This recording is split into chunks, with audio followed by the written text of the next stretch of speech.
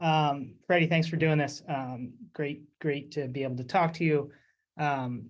Before we really get going, I want to make sure that we're talking about the right thing. So that the title of the session is Adapting to a Data-Deprived Advertising Future, which is bleak on its face.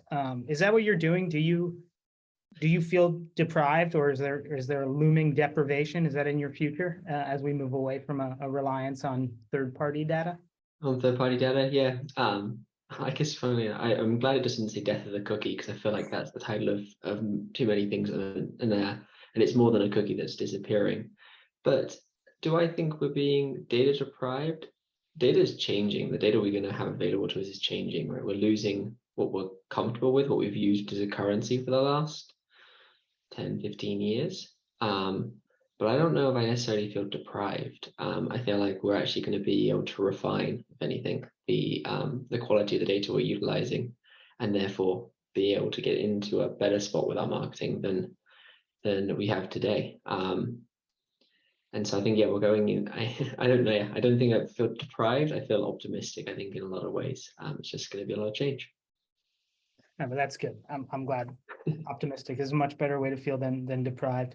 And I agree with you. I think that with any sort of significant change, there will be opportunities that open up, and I think it's kind of a miss to think automatically that we're going to have less data as opposed to to your point, different data or data that's used in different ways. So I think the optimism is well founded. I'd also point out that there's been a lot of chatter recently that Google might actually not do away with the cookie, or will further delay the shift, or kind of kick the can down the road. Will that impact the work you're doing and the thinking you're doing on HP's behalf, or are you actually looking forward to this shift? I honestly think Google, and from an HP perspective, they can keep getting kicked down the road. The ship's already sailed, I guess, not to use too many analogies. The quality of the cookie data and a lot of the data out there, in our opinion, is already started to fall so fast, right? We've lost IDFA, we've lost the cookie on Safari, we've lost the cookie on Firefox. If we look at the ecosystem, yes, Google Chrome is still 60 to 70% of the market, but we've seen it already be deprived from so many other locations where we like to run advertising, and we try to be doing personalizing, targeting, and measurement. So for me, it's already gone. We need to actually be in a state of hoping Google kind of keeps kicking it down the road, moving our mentality completely away already to how do we live without it? And so finding solutions that are going to work. And look, we're HP, and one of our biggest competitors is Apple. We need to speak to people on Apple devices. So we can't use the cookie to do that, right? Unless someone's downloaded Chrome on their Apple device, or they've gone in and specifically chosen to continue to give out identifiers for us to be able to target. We've got to be ready to be able to talk to the Apple device, and we've got to build measurement solutions to understand those people we're speaking to on cookieless devices, that we know that it's working, or it's efficient in what we're doing. So I hear the talk in the industry of it getting kicked down. I think Google's already set a precedent there. I think they've been struggling, not them personally, I think everybody in the industry, to find another solution that is privacy compliant and not is going to get past a lot of the regulatory bodies. And so I think, yeah, we're kind of, it might get kicked down the can, but it's down the road, but it's already happening. So I think we just have to keep playing with the new solutions that keep showing up. No, I mean, it sounds like as you look across the landscape at where your consumer is, and to your point, if you're directly competing with Apple and devices they make, you want to be able to have a voice on those devices. But it would seem like you have to change the way you're speaking to consumers if you're doing it in an environment that isn't relying on the cookie or on third-party data. If we sort of accept the idea that like digital advertising has evolved, the creative has evolved to reflect the targeting that we've been using for the last 10 or 15 years, has your messaging and your approach to creative started to change in this kind of new landscape? We're getting there. We haven't changed completely. We're not, I mean, there's still a lot of people at HP that would want personalization. They want to be able to speak to the one person and change the conversation for them, right? To make it feel completely personalized. So we're still making that change, and we're going back to more of a wider audience-based conversation, which makes me excited. Honestly, I think we have a bad rap in this industry of being creepy. And I think this is a one way that we're going to stop being there, right? There's nothing worse than, well, I got married a couple of years ago, and I still swear I get marriage ads today, right? Pushing me, asking me if I want to buy the next piece there, or the next suit or whatever the wedding pieces are that you need. It's, yeah, I see it as a positive in that sense, that we're going to be able to move back to looking at messaging that will resonate to a wider organization, and so if we do have waste, we can make it good waste, right? So it doesn't necessarily have to be that perfect, precise conversation. So our creative is still, I think, in the interim of making that change. But when you think about media mix too, so we're going to talk about that. I'm excited too that we kind of move away back from 300 by 250, 720 by 90s, or 320 by 50, and move back to looking at mediums that create attention, right? That's a big focus for HP right now, and trying to make sure we're capturing consumers' attention. I know attention seems to be becoming a bit of a buzzword in the industry at the moment, but hopefully with the focus of the deprecation of a cookie, or the deprived data, as we're talking about here, like we're going to be able to use sort of I don't want to say the traditional mediums, but things like CTV, digital out of home, and go back to other formats and sizes and pieces that, or even sponsorships, where we can talk to the consumer in a different way versus through a 300 by 250, which or a 30-second video that we're pushing online. If that makes sense. Yeah, no, it definitely seems like this is an opportunity, maybe not for a total reset, but for a reevaluation of the channel mix, and also the idea of what an advertisement can accomplish, right? If you're not chasing, as we have been as an industry for a while, really specific ROI on a sort of deeply personalized message. What does that mean in terms of, we talk, when we talk to HP from Vox Media about, okay, is this a, upper funnel or a lower funnel campaign? And what are you trying to accomplish? As though you can't sort of accomplish multiple things simultaneously, as there's no such thing as sort of a full funnel campaign. And what you're talking about, where sort of like, if you accept the idea that, and I know this is an anathema to marketers, but there's some efficiency loss here. And there's going to be some waste, right? But how can you turn that waste into something that actually helps build a brand, and not necessarily at the cost of a transaction? No, agreed. And I'm actually, I feel somewhat positive about the efficiency topic a little bit too, which is kind of funny, right? I think a lot of people think, well, we're going to be creating waste now because we're going to have to we're not going to have such good data, so we're not going to target the single individual. We paid a lot of money to buy that third-party data, or to buy the information to better tell that one individual. So maybe what we end up with, and what I'm excited about, is that starts to come down a little bit. And so we don't pay the third-party data. We may pay a bit more premium on the publisher's side, but we get more reach, and that waste kind of is offset by the cost we used to pay for data. So I don't actually necessarily see it as maybe we're not as efficient with regards to an exact reach target, right, to our audience. But I don't know if I'm so concerned about our CPM, for example, going through the roof, right, and us still paying twice as much for the same media impression that we did 2 years ago. Yeah. No, I mean, I think, well, first, as a publisher, anytime you talk about higher CPMs for publishers. I wholeheartedly agree with whatever it is you said prior to that. But also that idea of like, are you sort of, are we kidding ourselves as an industry that this is actually the most efficient and cost effective way to go? I mean, I know you guys at HP have done research on the actual efficacy of some of the segments that you've deployed in market, right? ITDMs, for example, which is obviously a massive target for you. How Yeah. like just is the data that you've been purchasing and using as effective as it once was, or is that another thing that sort of points to, hey, maybe we'll be okay without this?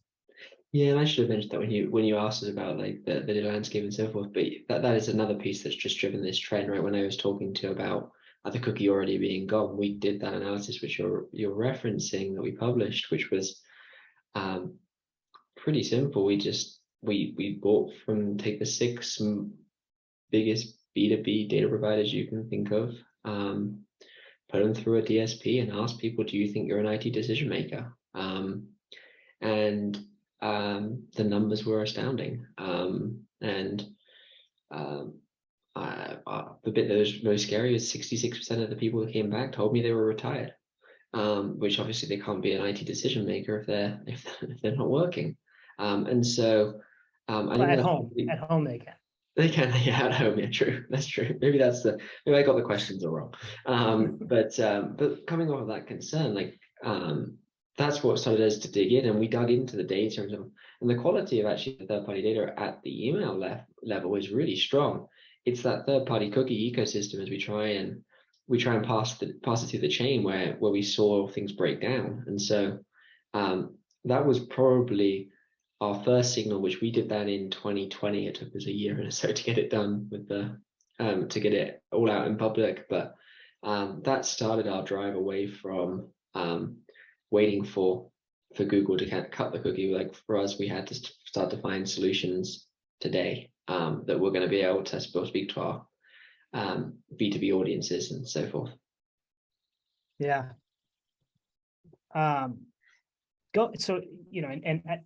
Again, from a publisher's point of view, we're very interested in sort of figuring out what those solutions could look like and what our role is in providing them. And I think our side of the industry is interested in this as an opportunity to sort of better leverage, the content that we create in the sense that it's frequently endemic to some of the advertisers we talk to. It should have specific value to them. But also the audiences that we're able to aggregate within that content, and the proprietary data that we have around those audiences. That is going to become an increasingly complex landscape for you and for HP and for other marketers. How do you think about direct relationships with publishers, and how do you evaluate sort of the solutions that each is bringing to market, often individually? Yeah, I mean, I think we'll break that into a couple pieces, like from just a publisher point of view and going back to, I guess we're pulling out our playbooks from 2009, 2010, right, of how we bought media. Not that we're going to be doing direct IOs, we'll still probably put it through a lot of programmatic piping and things like that to make it more automated. But we went from, go 3 years ago, we had 10,000 sites that we used to run HP across. We're down to about 2,000. I would bet that we will get down to 100, 150 sites by the end of next year of where we want to run our digital advertising. And so for me, that just instantly allows the team or the HP in-house media team to get to know every publisher. 100 across the world is not, I don't think, ridiculously high. And so we get to know who to work with, and we get to know what their audiences look like and what we need to focus in on. And so I think that firstly will be one way we're going to get around this, is we're just going to start to go into the contextually relevant content and the publishers we want to work with, just like we did before. With regards to the to publisher data, or I guess we call it second party data to us, right? Mm-hmm. The second party data ecosystem, I think it's great to see, and it's fantastic because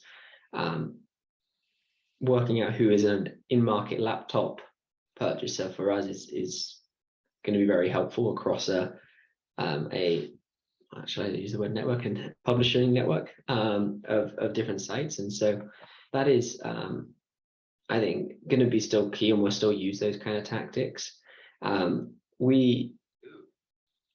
But again, I'm not particularly personally concerned about if we can get down to 100 publishers or so that we're working with, that we can't learn how different data sets start to work with each other and so forth. We're not going to end up in a if I tried to do that right now with 2,500 sites, we wouldn't get anywhere. But I think that as we start to reduce the number of partners we work with, I think we'll be okay.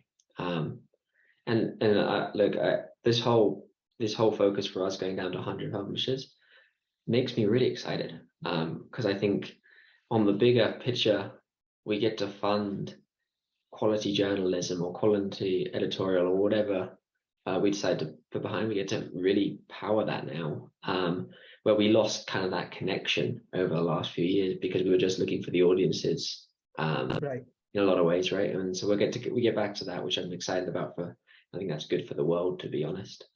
Yeah, I mean, yeah. I certainly agree with that, and I think that sort of the ecosystem we've built didn't really reward the right things when it comes to content creation, and so the prospect of shifting that, not only because I think it directly benefits a publisher like Vox, but I think it just makes for a better independent web, which is great. Yeah. There are beyond first party or second party from your point of view data sets, there are some centralized kind of identity-based solutions that are emerging. Are any of those exciting to you? Is that an area that you guys are investigating or pursuing at this point? We are definitely pursuing it here at HP. I think at one point I wrote down a list. I think we had like 70 different IDs that we knew of in market. We're keeping in touch. We want to understand what they do, or where they go. I'm not going to put a bet on who's going to win the ID space, right? I hope we get 1 or 2 or 3, and we don't end up with 70 or 80 of them, and everybody's got a different identity space that we have to be able to play in, because that just seems like a bit of a headache. But we are definitely watching it. Even if it becomes a deterministic ID that works across as a subset of publishers that opt in, let's say, and then a couple of DSPs that allow us to access it, that to me, at least I'll feel confident that I know I'm talking to the right individual, right? And we're not, and so maybe we become hyper targeted at very small scale, and that's okay. And then we use the broader contextual plays or broader endemic plays to fill out our media strategies or our marketing strategies. So I'm interested in it. I'm also very interested in it from a measurement perspective, right? The ability to link up measurement and continue to power measurement solutions that we've become used to, versus going back to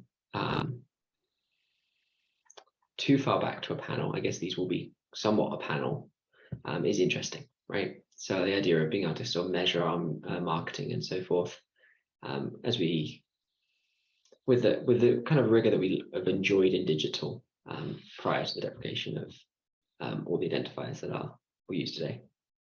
So the part of your marketing approach that is highly personalized, you'll be more confident in the kind of the veracity of that.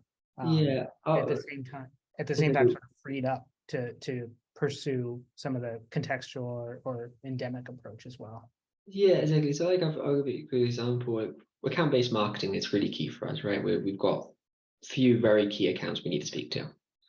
And there is probably 1 or 2 IT decision makers at every single one of those accounts we need to speak to.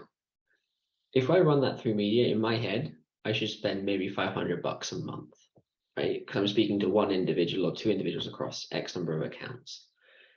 I'm okay with that. Then we go broad and we have the wider message that touches all of all of those clients, or possible clients of ours, all those companies, right, across a wider conversation. Today, when I was doing that test, we uploaded it, I would load up X number of accounts and I'd get hundreds of millions of cookies come back to me. of people, and it doesn't make sense, right? And so I'm excited to let it, if it is a really small portion, but I'm confident in it, that sounds great to me. Yeah, no, I'm always a little bit sheepish when I scope an audience of, Yeah. C-suite or IT decision makers, and it comes back in the tens of millions. And I just wonder if there are actually that many people who fit the characteristic. Agreed. Yeah, when you get back IT decision makers, and there's more of them than there are in there's more than people than there are in the US, and you're kind of Right. questioning the, yeah, okay, And hold on a then second. it's a problem when you're talking to the buy side and they say, why is the scale so limited? Yeah. It's like, oh man, either somebody's pulling your leg or I've seriously misjudged the influence of a lot of people who use tech at various companies. No, it's interesting to see how those definitions have kind of swollen over time. You brought up something when we were talking the other day that I found counterintuitive and really interesting around sustainability as it relates to the ad tech ecosystem. That ecosystem is complex. It will, necessarily change in significant ways, many of which you've hit on.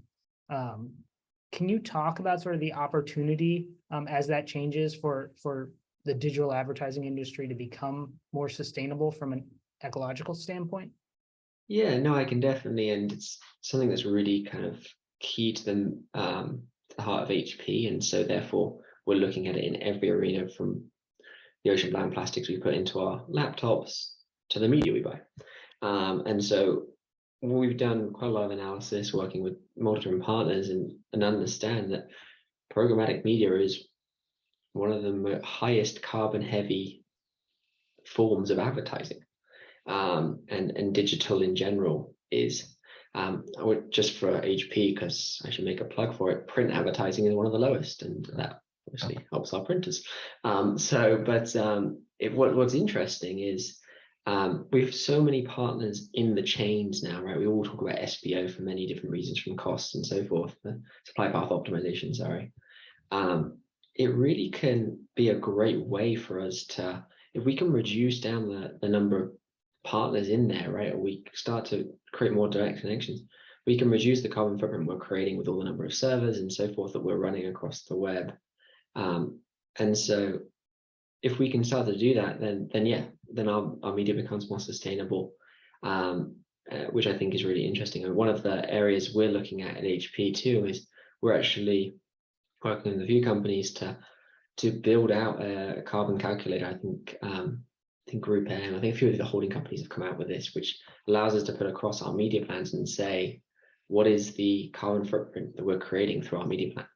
And so we can start to make choices to better our sustainable efforts through our advertising as well. Because there's some real irony, right? If you're running a message, a creative talking about saving trees or removing ocean-bound plastics, but then you're putting it on digital and just creating more carbon emissions. So for us, it's a really big area that we're thinking about a lot. Definitely. Yeah, it's a great. No, I know HP's made significant commitments to sort of improving, as you mentioned, in the production process, in the shipping process, and it would be easy for digital advertising to be overlooked, but it's it's one of those things that if you make that commitment as a company overall, you have to sort of find all of those areas and try to improve them. I think along those same lines, we talked about sort of some of the shortfalls of the cookie and some third-party data sources and actually kind of keeping pace with the consumer. I think that the IT decision maker who's retired is a prime example. HP's made commitments also to diversity, equity, and inclusion that it doesn't seem like the third-party data industry has kept up with. We've seen from our research around our own first-party data product that we are better than most third-party data providers at including women, people of color in definitions that, like ITDM, that historically have under-indexed there, that we're counting them more accurately than some of the third-party sources. Is that something that you guys are aware of and interested in as it relates to the shift? Yeah, I mean, I think that when we talked about that data a couple of days ago that you guys have, it's fascinating. And the only way I can say we've noticed it, because we do have a big initiative to move our spend and make sure we're talking to every community, right? And so as we've done that, what I've noticed is when we pull reports out of platforms or look at the site lists that we've been running on, the diversity is not there to endemic sites to a racially diverse audience or to gender biases and things like that. We definitely have one naturally created by the way that we've bought media in the past. And so I think it's fascinating as an area for us to play with and make sure that we can talk to a consumer or to all the possible customers of HP and therefore create better quality and so forth. It's a really interesting one. I mean, when you mentioned it, we haven't done a ton of analysis into it, but I looked afterwards and I can see that skew that we've created just through the data providers we've worked with. And I don't know, and I shouldn't just pick on the data providers because I just think it's also just the way that we have gone about buying media in general for the last 10 years, being very much audience focused and just trusting that would sort it and not really thinking about the way that those audiences necessarily are built, if that would give us the areas we wanted to. No, and you're right not to sort of pile on the data providers in this case, because they've done something that we've all sort of accepted and moved forward with without thinking too much about it. But again, like if this is a reset, we now have the opportunity to try to make that better. And to your point, not only will it be more equitable and inclusive, but it'll also drive better returns for the business, which I think is another example of we all wouldn't mind that, right? So not at all. And a good example of us not being deprived so much, but actually faced with a pretty salient opportunity. So agreed. I'm really appreciate you kind of unpacking that, and it's good to try to understand from your perspective what this all means, and to shake myself out of my publisher's POV, which it means. No, it's been fun sharing your publisher point of view too. Glad to. It's cool to see you guys. You're playing with different pieces too. You're not all just sitting there rolling up your fingers or rubbing your hands together, looking forward to the deprecation, so that as we all move back to publisher focus. But you guys are creating the first party data audiences for us. You're creating other opportunities for us to continue to test new ideas, right, and see what other ways to speak to customers. Yeah, and that's just driven by, well, a couple of things. One, 100 publishers is still a significant amount of competition, so we're going to have to continue to work. But two, I don't think that the industry, and I don't think HP or any other marketer will accept a significant drop in performance as a result of cookie deprecation, right? It's just not going to happen. There will be other solutions. We've talked about a lot of them. And so if publishers aren't sort of doing what they can to develop those solutions, they're going to be in trouble more than we already have been. So no, totally agree. Cool. All right, I don't know if Jamie's going to jump back on. Yeah.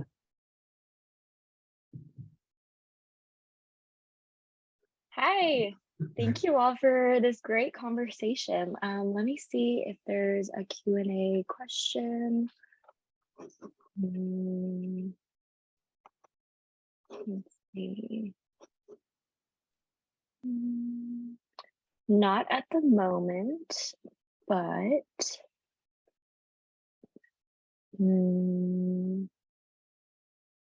you guys have any fun weekend plans? Oh, we wait and see if there's any questions, because we still have quite a few time. Well, it's only Wednesday, Jamie, but I hope to have fun weekend plans at some point in the near future. Already thinking ahead. Let's see. Okay. All right.